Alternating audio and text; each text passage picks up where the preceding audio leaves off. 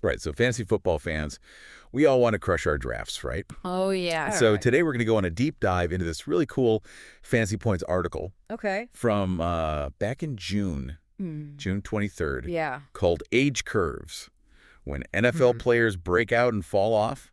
Catch it title. Yeah, we always want to know, like, when to draft those rising stars. Yeah, and when to avoid them. when to avoid those older players. Right. And this is really going to give us some great insights. Yeah, for sure. Get ready for some surprising stuff. I'm ready. Like, you might think twice about taking that old running back, or like that sophomore tight end might actually be like a secret weapon. Yeah. So. It's fascinating stuff, but, we always got to remember, we're looking at trends here, right? Not guarantees. Right. It's not a crystal ball. Exactly. This is just another tool for your fantasy arsenal. Right. Not the be-all, end-all. Individual players and talent and situation always matters. For sure. But these age curves. Yeah. Can give us a framework to make those smarter decisions. Yeah, definitely. So help us make some better bets. Make better bets. That's a good way to put it. And trust me. Okay. We're about to uncover some serious draft day gold. Okay. All right. I'm excited. Let's start with the heart and soul of any fantasy team. All right. Running backs. Okay, let's do it. This article throws out this wild stat. Running backs see a 42% jump in production. Wow. From their rookie year to their second year. That's huge. On average. Yeah, that's a big jump. That's huge. But let's think about why, though. Okay. It's not just about age, right? Mm-hmm. Year 2 is when a lot of factors can start clicking into place. Yeah. They're more comfortable with the playbook they've got. Right, they've had a year in the NFL. Exactly. A year of NFL coaching under their belts. Yeah. And sometimes opportunities open up when those veterans move on. Like, they get more carries. Exactly. More touches. I'm thinking of guys like Joe Mixon, LaShawn McCoy. Nick Chubb. All those guys made that leap. Yeah.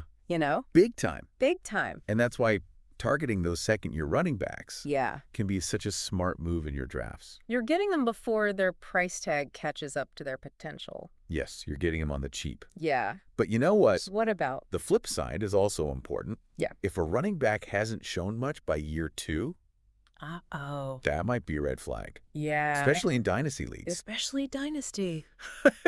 They're looking long term. You got to think about that. Yeah. Speaking of red flags. Okay. How about this? All right. The article says that those rookie running backs who absolutely dominate, guys like Najee Harris, they actually tend to regress a little in year 2. Interesting. So temper those expectations. Yeah. Those shiny new toys. Yeah. Sometimes it's a little bit of a sophomore slump. Sophomore slumps, yeah. Happens. No. Here's where things get a little grim. Okay. Year 7 is when that dreaded decline starts to set in for running backs. Right. Year 7 out. And by year 8? Oh, by year 8. Forget about it. Things get real ugly. We're talking about guys from that legendary 2017 class. Yeah. McCaffrey, Eckler, Cook. Yeah. They're all facing that cliff. Yeah, that's right.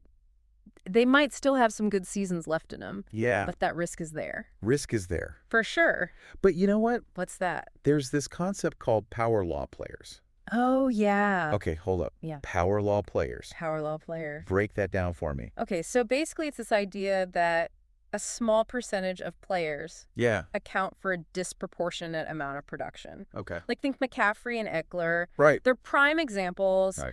Their talent, their receiving ability, and their situations have allowed them to stay elite longer than most running backs. So they're like the exceptions to the rule. Exactly. They're the exceptions, not the rule. Okay. And that's where your fantasy football savvy comes in. Okay. Can you identify those outliers? Right. Because those are the players that can win you championships. That's the key right there. That's it. Finding those outliers. That's the key. Speaking of outliers, let's talk about Derrick Henry. Okay, the key. Year 8, right in that danger zone. Right in the thick of it. What's the verdict? Well, their article actually uses comparable players to analyze his situation. Sure. And it's pretty fascinating. Yep. He's either going to have another monster year or he's going to fall off a cliff. Oh, wow. There's not much in between. So it's high risk, high reward. Exactly. High risk, high reward situation with Henry. You gotta love that. You gotta love it. All right, so let's wrap up this running back discussion with some actionable advice. All right, hit me. Target those year 2 guys. Yes. We're talking about guys like Breece Hall and James Cook. Oh, they're going to be great. They're primed for big seasons. They are. And don't forget about those deeper sleepers. Okay. Guys like Rachaad White, Brian Robinson. Okay. Yeah. They might have had rough rookie years, but their situations have improved. Yeah. And their ADP makes them worth a late-round gamble. For sure. All right, so we got our running backs locked in. Okay. Now let's shift gears and talk about those electric playmakers. All right. The wide receivers. Let's talk about it. What do the age curves tell us about drafting them? So unlike running backs, okay, wide receivers are known for being late bloomers. Okay. They tend to peak a bit later, around year 5. Interesting. Yeah. So we're not necessarily looking for those sophomore breakouts? Right. Like we were with running backs? Not always. Okay. But here's the catch. All right. While their peak comes later, Yeah. their decline also starts sooner than you might think. Oh. There's a significant chance of retirement. Wow. After year 8. So a shorter window than I would have thought. It is a shorter window, yeah. Man, it makes you appreciate those guys who can stay productive for a long time. It really does, yeah. It really does. It highlights the importance of understanding these age curves. It does, because, a receiver who looks like a safe bet based purely on talent might actually be a ticking time bomb. Right. In terms of fantasy value. That's a good way to put it. Yeah. Okay, so year 8 is the danger zone for wide receivers. Yeah. Anyone in particular come to mind? Well, think about Allen Robinson. Oh, yeah. He was a fantasy stud just a few years ago. He was. But he's seen his career fade pretty quickly. Yeah. And that's the reality for a lot of wide receivers. Wow. Yeah. All right, so if year 8 is the danger zone. Yeah. When should we be targeting wide receivers in our drafts? Well, the article points to years 2 and 3 as prime breakout territory for wide receivers. Okay, so this is where we can find value. Yeah, this is where you can find some serious value, especially in redraft leagues. Yeah, makes sense. Yeah. They've had some time to develop. They're starting to hit their stride. Right. And their ADP might not reflect their full potential yet. Exactly. And, we've seen some high-profile rookie wide receiver breakouts in recent years. We have. But that could be small sample size bias, right? It could be. We need more data. Yeah. To know for sure if that's a trend or an anomaly. Yeah, we need more data points to really draw those conclusions. So let's talk about some names. Okay.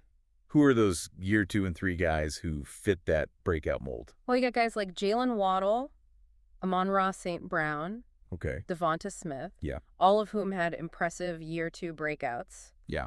And then you have the year 3 guys like Deebo Samuel, Dante Johnson, CeeDee Lamb. Yeah, those are some big names. Yeah. And they're all probably going pretty high in drafts. Yeah, probably. Are there any under-the-radar guys? Oh, yeah, of course. Who could fit that breakout profile? Of course.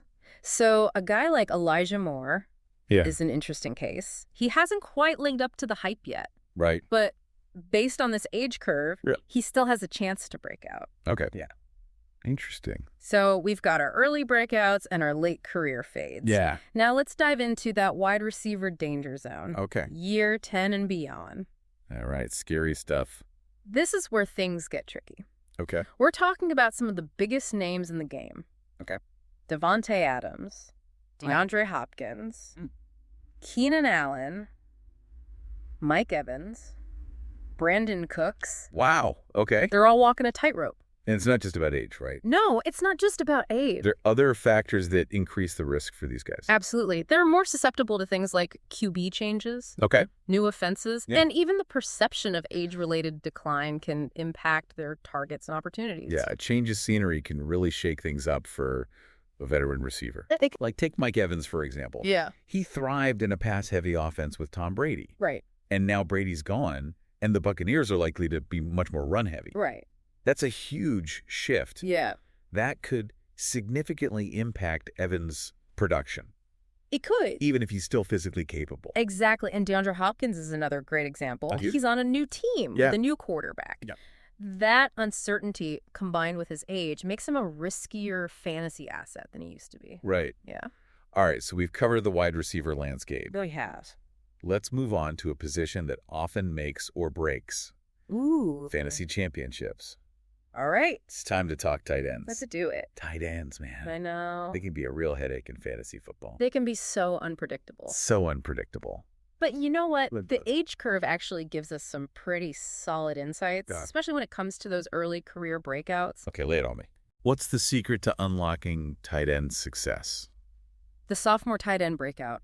Okay. It's almost like clockwork. Wait, really? Yeah. So we should be all over those year 2 tight ends. The data from the article suggests exactly that.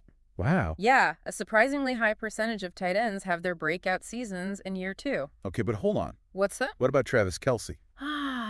Travis Kelce.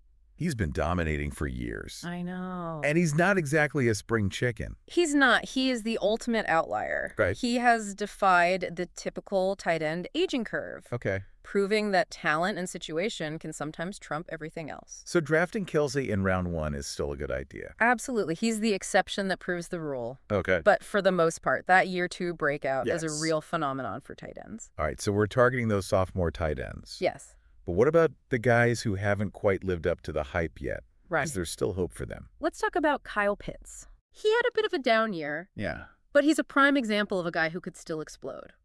Okay, I'm listening. All right, good. What makes you so optimistic about Pitts?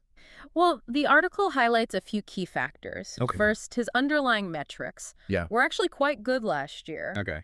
He significantly underperformed his expected fantasy points. Okay. Which suggests... Except he was getting open. He was getting open. Yeah. He was creating those opportunities. He just wasn't finishing those plays. Right. Yeah. Okay. And secondly, when Pitts lined up outside, his receiving metrics were off the charts.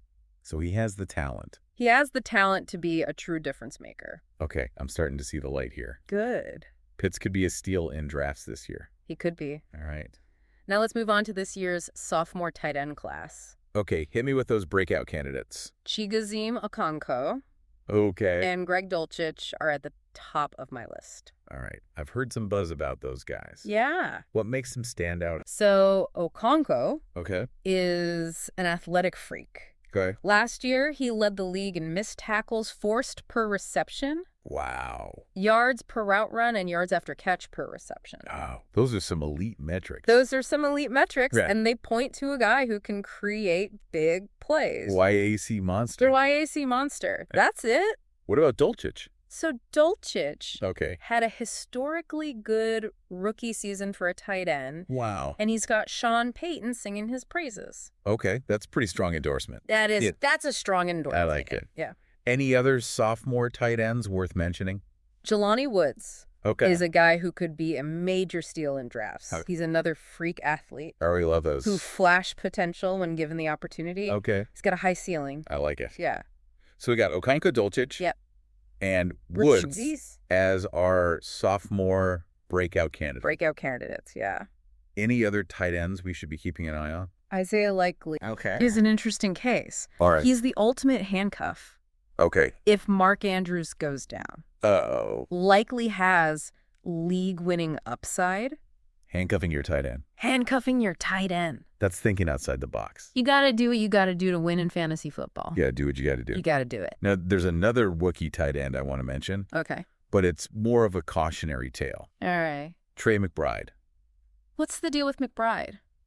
He was a highly touted prospect, right? He was. Yeah. But despite his pedigree and potential opportunity in Arizona, he just hasn't shown the efficiency we'd like to see. So temper expectations. Temper expectations for McBride. Got it. Yeah.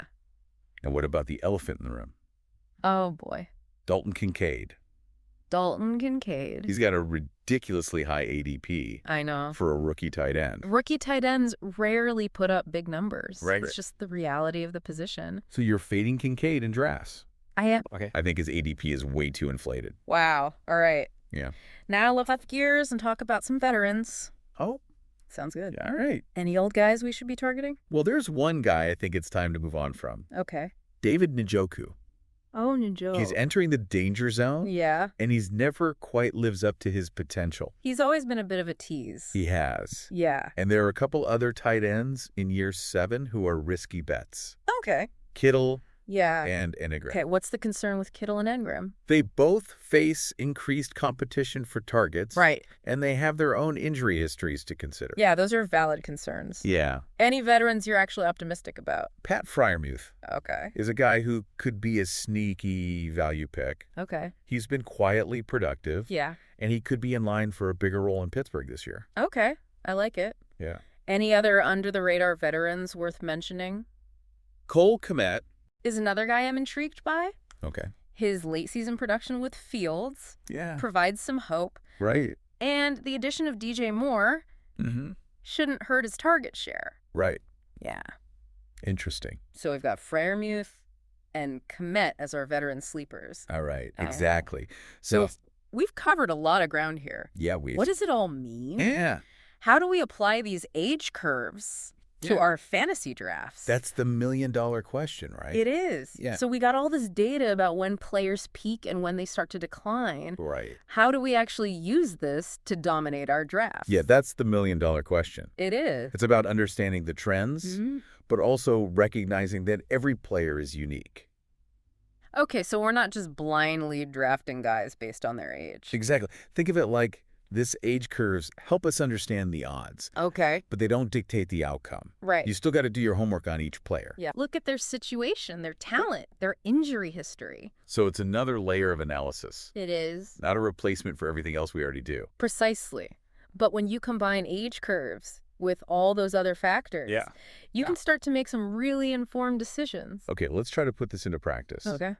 We've talked about a ton of players today. We have. If you had to sum up the biggest takeaways from this deep dive, what would they be?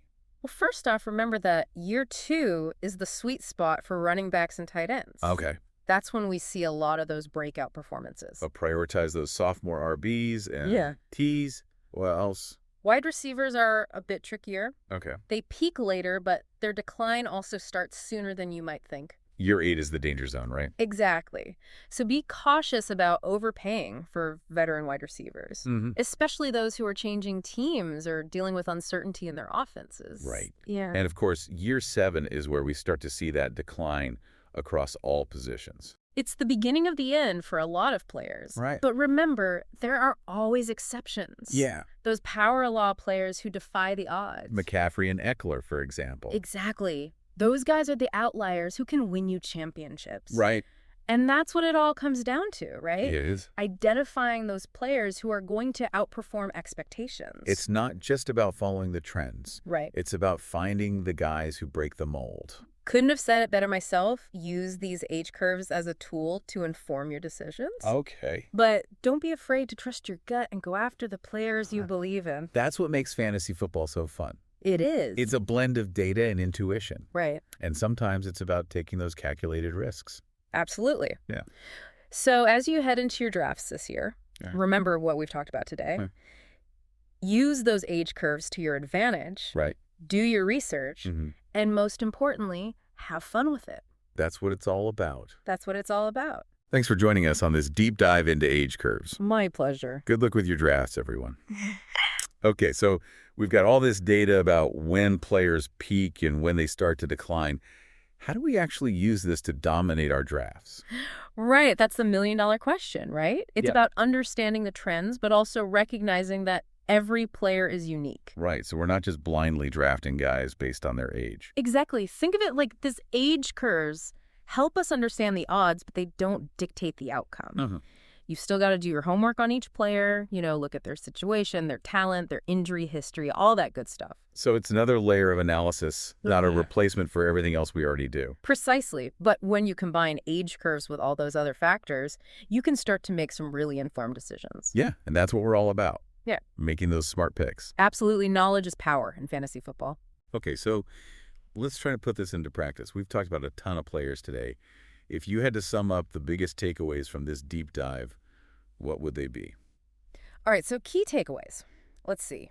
First off, you got to remember that year 2 is the sweet spot for running backs and tight ends. That's when we see a lot of those breakout performances. Okay, so prioritize those sophomore RBs and TEs.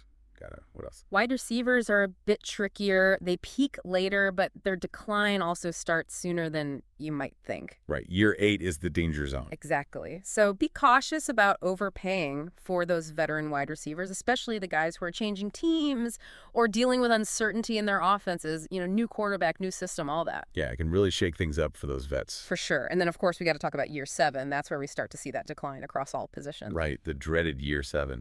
It's the beginning of the end for a lot of players, but remember, there are always exceptions, those power law players who defy the odds. Like our guys McCaffrey and Eckler. Exactly. Those guys are the outliers who can win you championships. And at the end of the day, that's what it's all about, right? It is finding those difference makers, those guys who are going to outperform expectations. It's not just about following the trends. It's about finding the guys who break the mold. That's what makes fantasy football so fun. Absolutely. It's a blend of data and intuition, and sometimes it's about taking those calculated risks. So as we wrap up here, Yeah. any final words of wisdom for our listeners as they head into their drafts? You gotta use those age curves to your advantage. Do your research. Don't be afraid to trust your gut. And most importantly, have fun out there. Couldn't have said it better myself. Thanks for joining us on this deep dive into age curves. Good luck with your drafts, everyone. Yeah.